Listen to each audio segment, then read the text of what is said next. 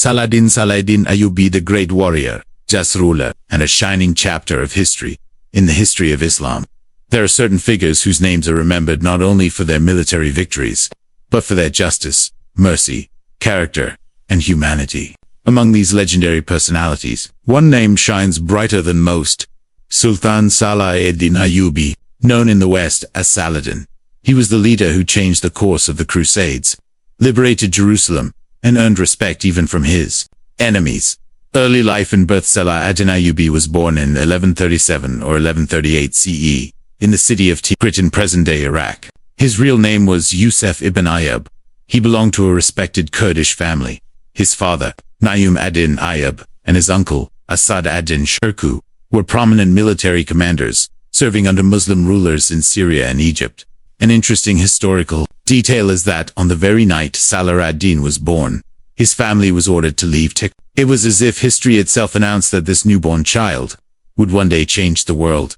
Education and character formation. Like many princes, Salah ad-Din did not grow up surrounded by luxury and excess.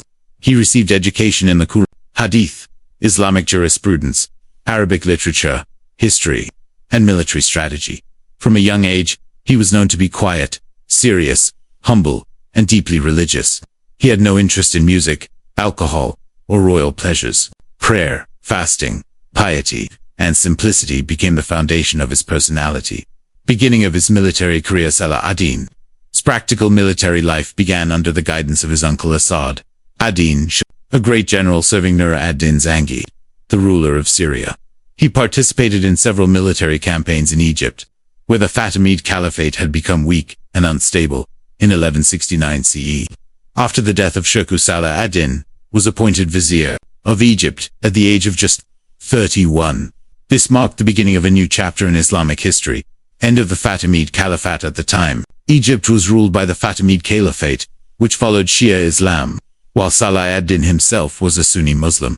Instead of using violence or bloodshed, he ended the Fatimid Caliphate in 1171 CE through wisdom, patience, reform, and gradual change, and restored allegiance to the Abbasid Caliphate.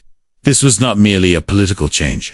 It was a religious and historical transformation. Foundation of the Ayyubid Empire. Salah ad-Din went on to unite Egypt, Syria, Yemen, the Hijaz, and parts of Iraq under one rule. This unity was essential to effectively confront the Crusader states. He established the Ayyubid dynasty, built on the principles of justice, discipline, faith, and jihad. The Crusades and his true objective: the Crusaders had occupied Jerusalem for nearly 90 years. During this time, Muslims and Jews were oppressed, and holy sites were desecrated. Salah ad-Din's objective was not personal glory or conquest, but the liberation of Jerusalem and the restoration of Muslim dignity. The Battle of Hattin, a turning point in history in 1187 CE, the decisive Battle of Hattin took place. This battle proved catastrophic for the Crusader forces. Through superior strategy, patience, and unshakable faith, Salah ad-Din achieved a decisive victory. The Crusader king of Lusignan was captured, and the infamous Crusader leader of Chatelain was executed for his repeated acts of brutality and treachery. The liberation of Jerusalem in October 2, 1187 CE. Salah ad-Din Ayyubi entered Jerusalem victorious. But this victory was not soaked in blood. When the Crusaders captured Jerusalem in 1099, they massacred nearly 70,000 Muslims and Jews. In contrast, Salah ad-Din granted general amnesty, protected women, children, and the elderly, respected and safeguarded Christian holy sites, allowed Jews to return and resettle in Jerusalem. This moment defined his legacy. Even his enemies admitted, if there is any true knight, it is Salah ad-Din. Confrontation with Richard the Lionheart. During the Third Crusade, Salah ad-Din faced Richard the Lionheart, the King of England. They were fierce enemies on the battlefield, yet they shared mutual respect, rooted in honor, ethics, and chivalry. When Richard fell ill, Salah ad-Din sent him his personal physician, along with fruits and ice. This was not merely warfare, it was a triumph of character, personal life, and simplicity. Despite ruling vast lands, Salah ad-Din lived a life of simplicity. He did not hoard wealth or build lavish palaces. When he passed away, he did not even leave enough money for his own burial. His wealth had been distributed to the public treasury, and the poor. He once said, "I wish to stand before Allah empty." Death on March 4, 1193 CE. In Damascus, at the age of 58. This great warrior and leader passed away. His tomb still stands in Damascus today.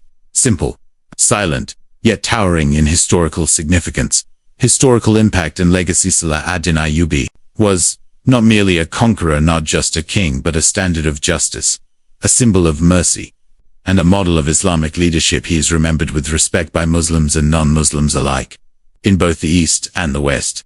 Conclusion. Salah Ayyubi teaches us that power without morality becomes oppression, victory without mercy turns into brutality, leadership without justice is hollow. He lives on in history, not only because he liberated Jerusalem, but because he conquered hearts.